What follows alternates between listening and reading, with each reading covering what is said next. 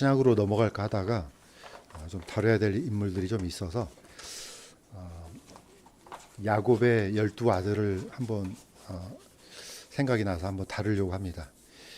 사실 이 모든 원리가 똑같이 지금 현재 우리가 보고 있는 거대한 것들은 쭉 과거로 올라가면은 굉장히 작은 것에서부터 시작된다는 것을 알 수가 있습니다. 그 작은 것 하나가 나중에 시간이 흐르다 보면은 우리가 상상할 수 없는 엄청난 결말을 가져오는데 아마 이 인물이 그러지 않나 생각이 듭니다. 자, 이 루벤 뭐 잘 알 수도 있지만은 또 잘 모를 수도 있는 그렇지만은 현재 또 앞으로의 엄청난 그런 영향력을 끼치는 그런 인물이면은 틀림이 없습니다. 자, 그래서 이 루벤을 어떻게 한마디로 속성을 정리할까 했는데 아마 이런 게 떠올라서 같이 한번 읽겠습니다. 이 부분은 많지 않으니까 같은 목소리로 읽겠습니다. 시작. 주께서 레아가 미움받는 것을 보시고 그녀의 태를 여셨으나 라헬은 수태하지 못하였더라. 레아가 수태하여 아들을 낳고 그의 이름을 루벤이라 하였으니 이는 그녀가 이르기를 주께서 분명히 나의 고통을 보셨으므로 이제는 내 남편이 나를 사랑하리로다 하였기 때문이더라. 이 구절은 이제 드디어 루벤이 이 땅에 태어나게 된 분명한 이유 중에 이제 하나이기도 합니다. 그런데 저는 이걸 읽다가 보면은 저는 이제 남자고 여자가 아니기 때문에 전혀 관련이 없는데 이 구절 속에서 이 레아의 마음이 전해지는 것 같습니다. 뭐 여러분들도 그리라 저는 생각이 듭니다. 자, 그렇다면은 이 루벤이 태어난 상황을 좀 살펴보기 전에 어떤 배경이 있는지 한번 보도록 하겠습니다. 자, 우리가 알고 있는 것처럼 이스라엘의 3대 국부는 아브라함, 그 다음에 모세, 다윗입니다. 아브라함은 이제 혈통의 희조고요. 모세는 법을 가져온, 율법을 가져온 사람이고요. 그 다음에 다윗은 이제 정통성이 있는 그런 왕입니다. 자, 이 어떻게 보면 현재 이스라엘이 생기게 된 그런 과정을 설명할 수 있는 좋은 도표 같아요. 다시 한번 우리가 기억력을 살린다면은 아브라함과 사라 사이에 태어난 이삭.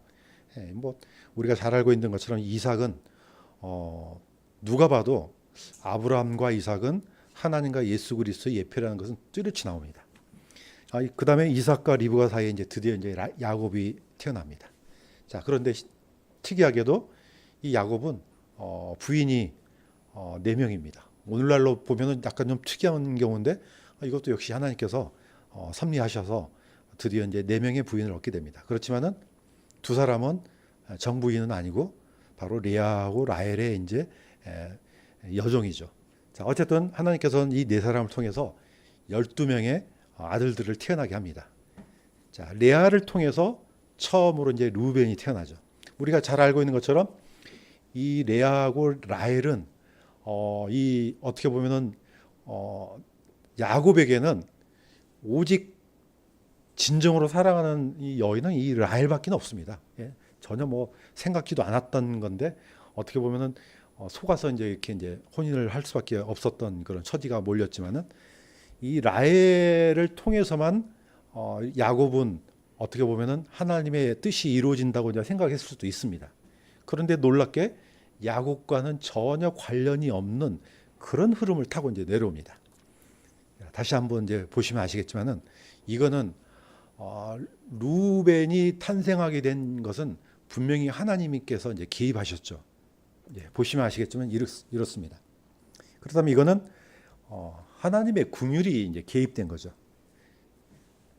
읽었지만은 제가 다시 한번 읽겠습니다. 주께서 레아가 미움받는 것을 보시고 그녀의 태를 여셨으나 라헬은 수태하지 못하였더라. 레아가 수태하여 아들을 낳고 그의 이름을 루벤이라 하였으니 이는 그녀가 이르기를 주께서 분명히 나의 고통을 보셨으므로 이제는 내 남편이 나를 사랑하리로다.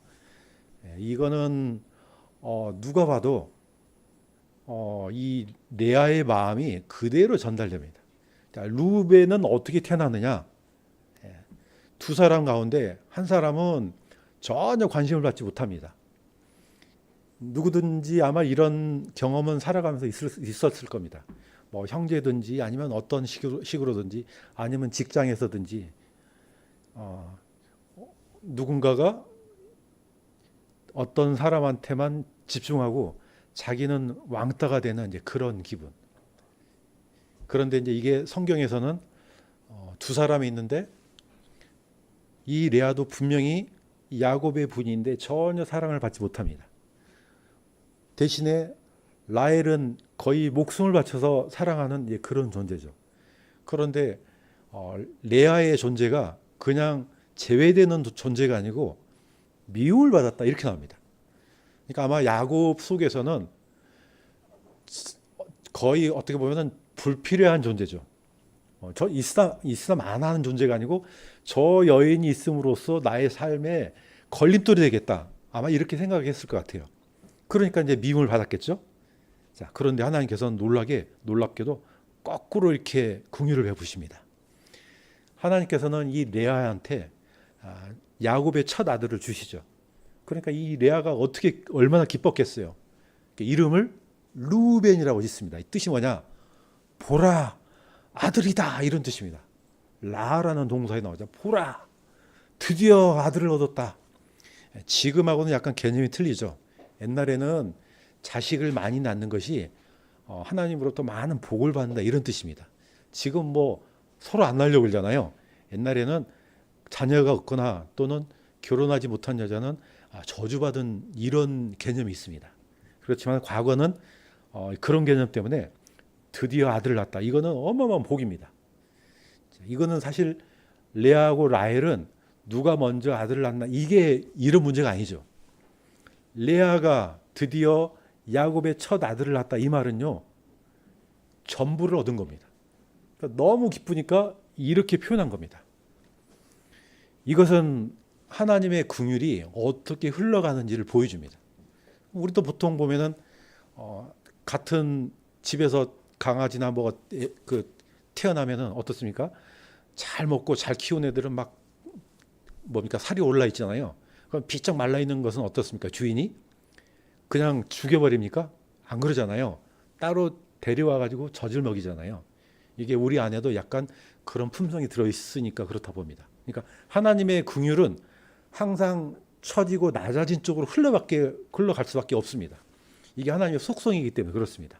그러니까 두 여인을 보니까 한쪽은 너무 안 됐어. 그러니까 하나님의 긍휼은 이쪽으로 가는 겁니다.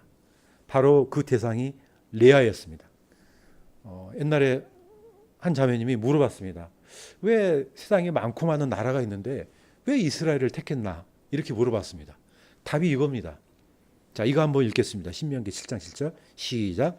주께서 너희를 친히 사랑하시고 너희를 택하신 것은 너희가 다른 백성보다 수가 더 많기 때문이 아니니라. 너희는 모든 백성들 중에서 수가 가장 적으니라. 이유가 이겁니다. 이스라엘이 있기 전에 이미 3대 문명이 있었습니다. 이집트, 메소포타미아, 저기 중국 황하 문명. 수많은 국가가 있었고 강력한 나라가 있었는데 하나님은 그 나라를 하나도 선택하지 않습니다. 오히려 아주 숫자도 적고 보잘것없는 이스라엘을 선택합니다. 그 이유가 뭐냐? 너희는 모든 백성 중에서 수가 가장 적으니라. 가장 적고 가날프고 어디 내세울 것 없는 그런 사람들을, 그런 무리를 선택하셨다 이렇게 합니다. 이건 뭐 때문이냐? 하나님의 긍휼 때문에 그렇습니다. 하나님의 긍휼은 항상 이렇게 가장 낮은 쪽으로 흘러갑니다. 포인트는 항상 그렇습니다. 모든 역사가 그렇듯이 하나님의 섭리의 역사에서는 항상 낮고 겸손하고 낮아진 쪽으로 흘러갑니다. 은혜의 강은 그렇게 흘러간다는 것을 우리가 이제 알 수가 있습니다. 자, 이거는 하나님의 속성 때문에 그렇다는 걸 우리가 알 수 있습니다. 한번 보겠습니다. 우리가 잘 알고 있는 것처럼 하나님의 대표적인 속성은 공의와 사랑입니다. 그러니까 공의 안에 바로 재판의 의미도 있고요. 또 어떤 심판의 의미도 있고, 그 다음에 사랑이라는 안에 하나님의 긍휼도 있고 용서도 있습니다. 그러니까 두 속성이 그대로 공존하죠. 자, 그래서 이런 시가 나오는 겁니다. 오직 하나님께서 재판장이 되시나니 그분께서 한 사람을 낮추시고 다른 사람을 높이시느니라. 한 사람은 낮추고 다른 사람을 높인다. 이 말은 이 사람이 낮아져 있기 때문에 높이는 거죠. 높아져 있어요. 그러면 일부러 하나님께 더 내려버립니다. 그래서 베드로전서 5장 6절 이거는 같이 한번 읽겠습니다. 시작. 하나님의 강한 손 밑에서 스스로 겸손하라. 그리하면 정하신 때 그분께서 너희를 높이시리라. 하나님의 속성 때문에 그렇다는 거죠. 너희가 스스로 겸손하라. 그러면은 때가 되면 너희를 높이겠다. 먼저 내가 높여져 있어요. 그럼 하나님은 낮춰버립니다. 그러니까 예수님께서 너희가 어떤 사람의 회당이나 어떤 집에 초대를 받으면 먼저 내려가 있으라 그러잖아요. 먼저 낮은 자리에 들어가 있으라. 그러면 나중에 주인이 와서 어이 이 사람아 왜 거기 앉아 있어? 이리로 올라와라. 이렇게 한다는 거죠. 이거는 하나님께서 가르쳐 주신 겁니다. 나중에 하나님으로부터 높임을 받고자 한다면 먼저 내려가 있으면 됩니다. 그런데 먼저 올라가 있어요. 그러면 하나님의 속성이 그걸 못 참아요. 저놈이 왜 저게 있지? 휙 내려버립니다. 자, 이 레아의 마음을 이해하는 뜻으로 같이 한번 읽겠습니다. 마지막에 주께서 분명히 나의 고통을 보셨으므로 이제는 내 남편이 나를 사랑하리로다. 이게 레아의 마음입니다. 레아는 남편한테도 사랑을 못 받고 그 누구한테도 소망을 줄 수 있는 여인이 아니죠. 아마 내 생각에는 이렇게도 못생겼나? 그런 생각이 들어요. 그렇지 않고서야 야곱의 눈에는 전혀 들지 않는 그런 여인입니다. 그러니까 관심을 전혀 못 받기 때문에 너무나 고통스러운 거죠. 이걸 누가 주목합니까? 하나님이 보신다는 거죠. 사람들은 보지 못하지만은 하나님은 레아의 마음을 깨트려 보시죠. 야, 저 여자가 저렇게 고통을 받고 있구나. 그렇다면은 하나님께서 이 여자를 도와야 되겠다. 이런 마음이 드는 거죠. 그래서 레아한테 누구를 줍니까? 아들을 주죠. 그 아들의 이름이 루벤입니다. 드디어 아들이다. 네가 고통 속에 있었으나 드디어 너를 영광스럽게 할 그런 아들을 주겠다 해서 사실 아들이 생겼습니다. 그러니까 이 레아는 전부를 다 가진 겁니다. 루벤은 우리는 항상 놓치고 있는 게 뭐냐면은 많은 아들들 가운데 하나라고 생각됩니다. 루벤이라는 이 사람을. 왜냐하면 너무나 주목을 받지 못하기 때문에 그렇습니다. 그런데 루벤은요 이스라엘의 12지파의 시작점이에요. 이거 엄청난 겁니다. 왜 이렇게 중요한 이시냐? 항상 첫 열매. 하나님은 우리 귀가 따가울 정도로 이걸 강조합니다. 이걸 한번 쫓아가도록 하겠습니다. 이거는 좀 기니까 제가 읽겠습니다. 첫 열매가 왜 중요하냐? 이스라엘 백성들이 출애굽할 때 하나님께서 마지막 심판을 내리실 때 이집트에 이런 심판을 주셨습니다. 한밤중에 주께서 이집트 땅에 처음 난 모든 것, 즉 왕자에 앉은 파라오의 처음 난 자로부터 감옥에 갇힌 자의 처음 난 자까지 치시고 또 가축의 처음 난 것을 치심에 그곳에서 사람이 죽지 않는 집이 하나도 없었기 때문이더라. 이집트에서 있는 것 중에 사람은 물론이거니와 동물까지도 첫 번째 태어난 것은 다 죽였습니다. 그러니까 이 의미는 무슨 뜻입니까? 이집트라는 나라 안에 죽지 않는 집이 하나도 없다는 뜻입니다. 이집트는 다 죽었는데 이스라엘은 한 사람도 안 죽었습니다. 우리가 알고 있는 것처럼 한 사람도 죽지 않는 이유가 뭡니까? 문에다 피를 바른 거죠. 자, 누구의 피죠? 바로 어린 양의 피죠. 피를 문설주에 바르니까 하나님의 심판이 지나갔습니다. 그러니까 이 집에는 안전하죠. 두 가지를 비교하죠. 이집트는 다 죽었고 이스라엘은 한 사람도 죽지 않았어요. 그게 뭐 때문에 그러냐? 바로 첫 사람 때문에 그렇습니다. 첫 열매. 그러면 이 첫 태생, 첫 아들은 누구 때문에 살았냐? 바로 이 밑에 있는 죽은 어린 양 때문에 산 겁니다. 항상 하나가 중요하다는 거죠. 그래서 한 사람이 잘못되면 줄줄이 다 잘못되는 거고 한 사람이 살면 다 사는 겁니다. 아담 한 사람이 죄를 범하니까 우리는 아무 잘못도 없는데 다 죽어요. 그런데 예수님이 한 분이 의롭게 되니까 예수님 믿은 사람은 다 의롭게 되는 겁니다. 항상 머리가 중요한 거죠. 그래서 하나님께서 늘 너희가 가나안 땅에 들어가면은 첫 열매를 가지고 주님께 예배드리라 이렇게 얘기를 합니다. 그래서 이거는 교훈도 아주 뚜렷합니다. 하나님께 드리는 예배는 어떤 예배냐? 나의 전부를 드리는 것이 된다. 내가 전부를 어떻게 드려요? 전부는 바로 첫 것을 드리면 된다는 거죠. 그래서 우리가 주일이든지 아니면 뭐 어떤 예배를 드리든지 어떤 마음으로 드려야 되냐? 나의 전부, 나의 첫 것을 드리나이다. 이 마음으로 드리면 하나님께서 복 주신다는 겁니다. 우리는 대대로 이 개념을 잊어버리면 안 됩니다. 그래서 우리가 주일날 뭐 합니까? 주일날 예배 드리는 거예요. 주일이 뭐예요? 그냥 일요일이 아니에요. 주의 첫날이에요. 한 20번 반복한 것 같아요. 이스라엘 백성들은 일, 월, 화 이렇게 안 셉니다. 이스라엘 백성들은 일요일이 첫날이에요. 첫날. 염 리손 해가지고 첫 번째 날, 두 번째 날, 세 번째 날 이렇게 셉니다. 그러니까 우리가 그날 드리는 겁니다. 그러면은 그날, 그 주가 전체 하나님께 드려지는 거죠. 이 포인트를 그대로 맞춰서 나팔절이 중요합니다. 우리는 보통 나팔을 부는 날이구나 이렇게 생각하잖아요. 그게 아니에요. 사실 나팔을 불었다는 뜻이지 중요한 것은 그날이에요. 왜 그날이냐? 7번째 달의 첫날이죠. 그래서 이스라엘 백성들은 이 날을 해의 첫날 그래서 아주 중요하게 다룹니다. 그 해의 첫날을 드리면 우리도 보통 설날이라고 그러잖아요. 설날 하루, 정월 초하루 너무 중요하잖아요. 이스라엘 백성들은 7번째 달의 첫날을 중요하게 생각합니다. 그래서 그날을 드리면 전체 해가 다 드려지는 거죠. 이런 것들을 바로 이스라엘 사람들은 이 율법을 통해서 끊임없이 명령을 했고 또 지켜왔습니다. 그러나 왜 그런지 그 의미는 잘 몰라요. 하나님께서 왜 아브라함을 통해서 너의 유일한 아들, 그 아들을 번제로 드리라 했겠습니까? 이거는 하나님께서 아브라함을 통해서 어떤 예배로 드려야 되는지 가르쳐 주는 거라고 저는 생각됩니다. 그러니까 아브라함은 이스마엘이 있잖아요. 근데 이스마엘은 약속의 자녀가 아닙니다. 오직 이삭만 약속의 자녀잖아요. 그 유일한 아들을 데리고 지난번에 우리가 한번 다뤘죠. 그 자리가 바로 솔로몬 성전터가 되는 거라고.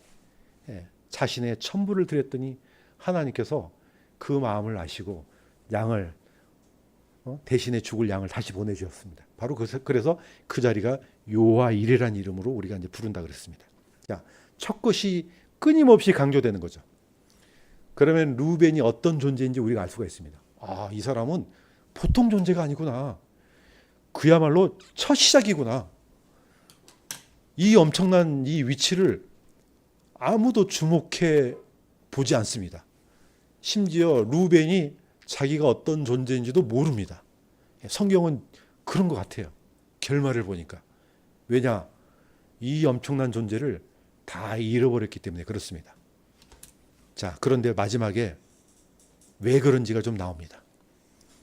루벤이 잃어버린 것이 뭔가 한번 쫓아가 보도록 하겠습니다. 나중에 이제 야곱이 드디어 이제 수를 다 누리고 마지막 숨을 몰아쉬면서 12아들을 불러서 한 사람씩 유언을 남깁니다. 자, 이거는 제가 읽겠습니다. 첫 번째 아들 루벤한테 이렇게 얘기합니다. 루벤아, 너는 내 맏아들이요, 내 능력이요, 내 힘의 시작이요, 위엄이 뛰어나고 권능이 뛰어나도다. 네가 물과 같이 불안정하며 뛰어나지 못하리니 이는 네가 내 아버지의 침상에 올라 그것을 더럽혔기 때문이로다. 그가 내 침상에 올랐도다. 우리는 보통 우리는 이제 저는 이게 성경 읽다 보면은 이런 얘기는 별로 그냥 안 기록했으면 좋겠지 않을까 그런 것들이 많습니다. 윤리적으로 보나 도덕적으로 보나 이거 누구한테 이 얘기 하기도 좀 어려운 것들. 그런데 그런 것들을 성경 안에는 아주 자세하게 기록해 놨습니다. 우리가 알고 있는 것처럼 루벤이 어떤 죄를 저질렀습니까? 아까 얘기했던 라헬의 여종 비라와 같이 간통을 했습니다. 우리는 보통 물론 도덕적으로도 있을 수 없는 일이지만은 성경은 이런 것까지 기록했습니다. 우리는 이걸 단순히 윤리적인 관점으로만 보면 안 됩니다. 이거는 그것보다 더 심각한 문제가 있습니다. 그런데 거기 하나 더 있습니다. 루벤인데 나의 처다들이고 내 능력이고 내 힘의 시작인데 나중에는 이 장자권을 잃어버려요. 그런데 그 중에 하나가 네가 물과 같이 불안정하며, 우리는 보통 이 물을 개역 성경에는 약간 이걸 끓는 물로 이렇게 하는데 제가 볼 때는 그게 좀 잘못된 번역 같아요. 이 물은요 그런 물이 아니에요. 성경에서 나오는 물은 단어가 딱 하나인데 마임이라는 단어를 써요. 그런데 이 물이 우리가 먹는 물도 되고 그 다음에 호수도 똑같아요. 바다도 똑같아요. 같은 단어를 쓰다 보니까 이건 이제 번역의 스킬 같아요. 항상 성경에서 말하는 물은 물론 긍정적인 것도 있지만은 아주 부정적인 게 있습니다. 뭡니까? 불안정해요. 늘 불안정해요. 밑에 바다 보세요. 못이잖아요. 파도가 치고. 그런데 성경에는 계시록에 보면 뭡니까? 바다도 다시 있지 아니하리라. 이 이미지가 안 좋은 겁니다. 늘 불안해요. 그러니까 그때는 내가 갈 때는 늘 잔잔했어요. 아우 잔잔하네. 내일 낚시 좀 해야 되겠다. 갔더니 어떻게 다음 날 파도가 치고 바람이 붑니다. 변화무쌍합니다. 그래서 이 변화무쌍한 이것을 불안정하다 이렇게 표현하는 겁니다. 그래서 성경에는 늘 안정적이고 변함없는 것을 뭐라고 합니까? 반석, 기둥 이렇게 표현합니다. 막 반석이 왔다 갔다 하는 건 반석이 아니죠. 움직이지 않습니다. 막 기둥이 흔들거려요. 옆에 교회 공사하는데 막 가끔 꽝 하면은 흔들거리더라고요. 그래도 기둥이 흔들거리는 게 아니잖아요. 옆에서 아무리 꽝 해도 이 건물은 끄떡 없습니다. 그런 것처럼 성경에서는 항상 그런 개념으로 많이 씁니다. 예수님을 왜 우리의 반석이랍니까? 이분은 안 움직입니다. 그러니까 거기에 집을 짓는 사람은 안 움직여요. 그런데 저기 필리핀인가 어딘가 보니까 동남아에 보면은 물에다가 집을 짓고 사는 사람들이 있더라고요. 보니까 보기에는 멋있어 보여요. 그런데 언제 가장 위험합니까? 파도가 칠 때. 저 집이 과연 어디 안 날아가고 있으려나 걱정이 제가 될 정도로 불안정하죠. 자, 성경에는 그래서 야고보서는 이렇게 얘기를 합니다. 그는 믿음으로 구하고 조금도 흔들리지 말지니라. 흔들리는 자는 마치 바람에 밀려 요동하는 바닷물결 같나니. 이리 갔다 저리 갔다. 이건 안 된다는 거죠. 루벤이 그렇다는 겁니다. 루벤의 심성이 그냥 거대한 바위가 딱 하나 있는 것처럼 전혀 움직이지 않는 이런 사람이면 좋은데 늘 변화무쌍합니다. 그래서 진짜 한번 찾아봤어요. 그랬더니 이 루벤이 어떤 사람이었습니까? 자기 동생 요셉이 다른 형제들이 미워해서 구덩이에서 빠져서 이제 죽이려 하잖아요. 아니 먼저 구덩이에 빠지려는 게 죽이려고 그랬어요. 그러니까 죽이지 말고 구덩이에다가 그냥 가둬놓자. 이렇게 얘기했던 사람이 루벤이에요. 그러니까 어떻게 보면 심성이 고운 사람이잖아요. 다른 아들들은 다 죽여버리자 그랬는데 루벤은 안 돼. 그런데 그렇게 하는 이유도 나중에 요셉을 살려내려고. 근데 나중에 어떻게 하다 보니까 와서 보니까 구덩이에 없고 팔려버렸네. 그때 루벤이 통곡하잖아요. 나는 어디로 가냐 이제. 그러니까 제가 보니까 루벤이 심성이 나쁜 사람이 아닌 것 같아요. 어떨 때는 아주 좋아요. 근데 어떨 때는 조치할 수 없어요. 늘 불안정해요. 루벤이. 그런데 뭐 우리도 똑같습니다. 뭐 우리라고 뭐 다를 게 있습니까? 우리도 이렇게 마음이 변화무쌍합니다. 그런데 하지 말아야 될 선을 넘지 말아야 될 선을 넘어버리면은 이건 문제가 심각한 겁니다. 동일한 어떤 죄도 그런 죄는 지어서는 안 돼. 이런 죄가 있어요. 이런 죄를 지으면 안 되는 겁니다. 바로 루벤이 그런 죄를 저질러요. 자, 우리가 잘 알고 있는 것처럼 이 루벤이 아까 한번 읽어봤지만은 참 안타까운 그런 범죄를 저지르죠. 성경에는 이렇게 기록됐습니다. 이스라엘이 이동하여 에달 망대를 지나 자기 장막을 쳤더라. 이스라엘이 그 땅에 거할 때 루벤이 가서 자기 아버지의 첩 빌와 함께 누웠는데 이스라엘이 그것을 들었더라. 야곱은 그걸 듣고도 전혀 분노하지 않습니다. 참 대단한 사람이에요. 나 같으면은 너 오늘 나 죽고 너 죽자 그냥 절단할 텐데 듣고도 아무 얘기를 하지 않습니다. 어떻게 보면 정말 이 야곱이야말로 그 반석 같은 사람이지 않나 생각이 들어요. 그렇다고 해서 루벤 이걸 아니 야곱이 이걸 꼭 담았다가 에라이 너 맛 좀 봐라 그렇게 할 사람 아니라고 봐요. 이거는 이 죄는요 하나님을 향해서 짓는 죄예요. 하나님께서 왜 이런 명령을 주셨겠습니까? 신명기 5장 16절은 같이 한번 읽어보겠습니다. 시작. 주 내 하나님이 내게 명령한 대로 네 아버지와 어머니를 공경하라. 그리하면 주 내 하나님이 내게 주는 땅에서 네 날들이 길게 되고 네가 잘 되리라. 이건 분명히 율법에 있는 거잖아요. 율법 중에서도 10계명에 있는 명령입니다. 10계명에서 5계명에 있는 명령이에요. 왜 이게 부모에 대한 효도가 이게 왜 이렇게 중요한가? 모든 명령을 대표하는 명령이 이 10계명 안에 들어 있습니다. 그런데 이 명령이 신약에도 또 나옵니다. 사도 바울이 또 한 번 더 얘기합니다. 율법인데도 또 강조를 합니다. 이거는 주권에 관한 문제입니다. 하나님은 보이는 하나님이에요. 창조주 하나님이에요. 그런데 가정에서 부모는 어떤 위치입니까? 그 가정을 통치하는 주권자입니다. 이게 무너지면 다 무너지는 겁니다. 교회에서는 열심을 다해서 막 섬겨요. 집에 가서는 난장판이에요. 이거 안 된다는 거죠. 동일해야 된다는 거죠. 부모를 공경하는데 하나님을 당연히 공경하죠. 부모를 공경하지 않는데 하나님을 공경한다? 이건 안 된다는 거죠. 이 원리를 요한일서 4장 2절, 20절에서 그대로 볼 수가 있습니다. 나는 하나님을 사랑하노라 하고 자기 형제를 미워하면은 그는 거짓말한 자니 자기가 본 자기 형제를 사랑하지 않은 자가 어찌 자기가 보지 못한 하나님을 사랑할 수 있으리요. 이거는 불가능하다 이겁니다. 그만큼 가정에 있는 부모의 위치는 너무 확실한 겁니다. 제가 끊임없이 이거 예화를 들잖아요. 저는 그게 잊어버리지가 않아요. 어렸을 때 봤던 그 집. 열심히 다녀요. 교회 열심히 다녀요. 새벽기도도 다니고 다 다녀요. 근데 막 아버지 멱살 잡고 싸워요. 이야, 내가 볼 때도 그런데 이웃 사람들이 볼 때는 얼마나 놀랐겠어요. 이거 믿는 거 아니야 이겁니다. 저 사람 하나님 믿는 게 아니야. 루벤은 탁월한 자예요. 이스라엘 지파의 거의 첫 열매예요. 이 사람이 저지른 범죄는 어떤 죄입니까? 이거는 아버지의 주권을 침해하는 겁니다.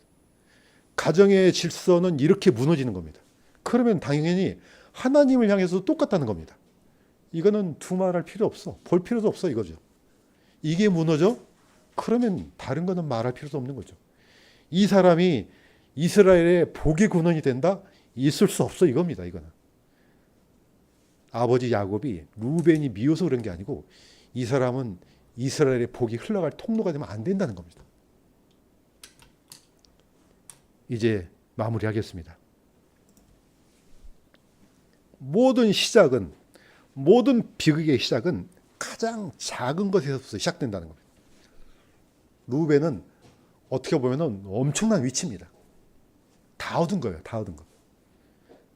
장자, 이거 보통 우리가 지금 생각하는 장자고는 성경에서 말하는 장자는 아주 틀립니다. 아브라함, 이삭, 야곱 이 흐름은요 엄청난 겁니다. 사실 야곱의 형은 누구였습니까? 에서였습니다. 에서가 왜 장자권을 놓칩니까? 그거는 팥죽 한 그릇 이것 때문에 그렇습니다.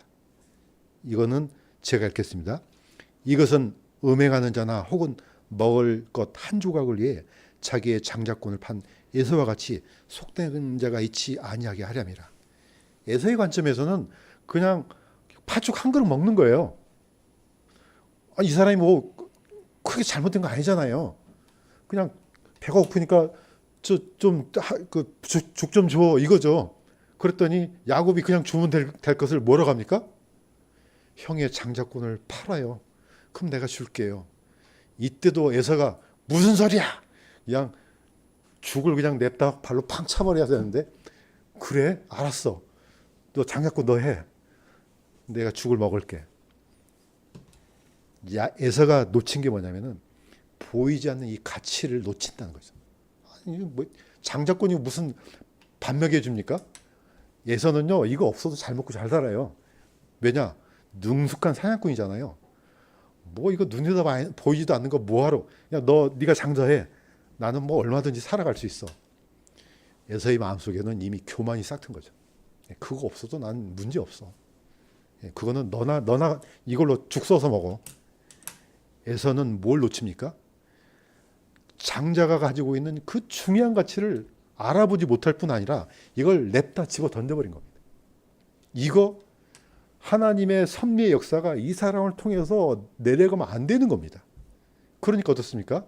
하나님께서는 하나님의 섭리 가운데 이 눈에 보이지 않는 진정한 가치를 아는 야곱을 선택한 거죠.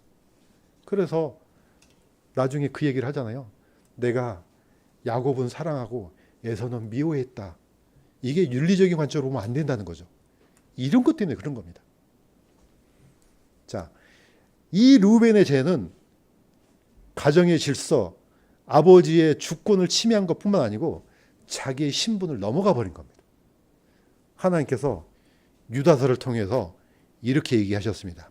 자기들의 처음 신분을 지키지 않냐고, 자기들의 처소를 떠난 천사들을 큰 날의 심판 때까지 영존하는 사슬로 묶어 어둠 밑에 예비해 두셨는데, 자, 우리는 보통 천사들 그러면은 대단한 존재죠.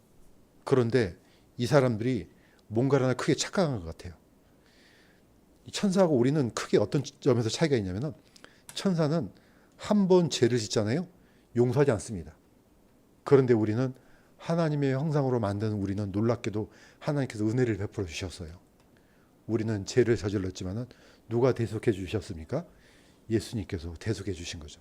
어마어마한 이 특권이죠. 어떻게 보면 이 특권을 받은 거죠. 그러나 처음 신분을 지키지 않는 이것들은 다 어둠 속으로 던져버렸습니다. 어떻게 보면 루벤의 죄가 이와 같습니다. 자기의 지위를 떠난 겁니다. 그거는 절대로 범해서는 안 되는 그런 죄예요. 이거는 그냥 단순한 간통이 아니죠. 이거는 하나님의 모든 질서를 무너뜨려 버리는 거죠. 이 천사들이 어떻게 됐습니까? 그 천사의 우두머리는 사탄입니다. 하나님께서, 예수님께서 70명의 제자들을 쫙 보냈어요. 이스라엘 전역으로 보내서 너무 기뻐하면서 왔습니다. 그랬더니 예수님께서 너의 이름이 하늘에 기록된 것으로 기뻐하고 그런 걸로 기뻐하지 말라는 거죠. 그런데 한마디 더 하십니다. 사탄이 하늘로부터 번개같이 떨어지는 것을 내가 보았노라. 예수님이 이렇게 얘기하셨습니다. 제자들 눈에는 안 보이죠. 그런데 사탄이 모든 지위를 다 놓쳐버린 겁니다. 하늘에서 에스겔을 통해서 보신 것처럼 얼마나 아름답게 만들었습니까? 거의 완전한 존재로 만들었고, 그가 만들어진 날 난리가 났습니다. 하늘에서. 그런데 너무너무 아름답게 만들어서 이 사람이, 이 존재가 너무 교만해졌죠. 그 교만한 것이 하나님 눈에 보였습니다. 나중에 하늘에서 쫓겨나죠. 공중에서 쫓겨나죠.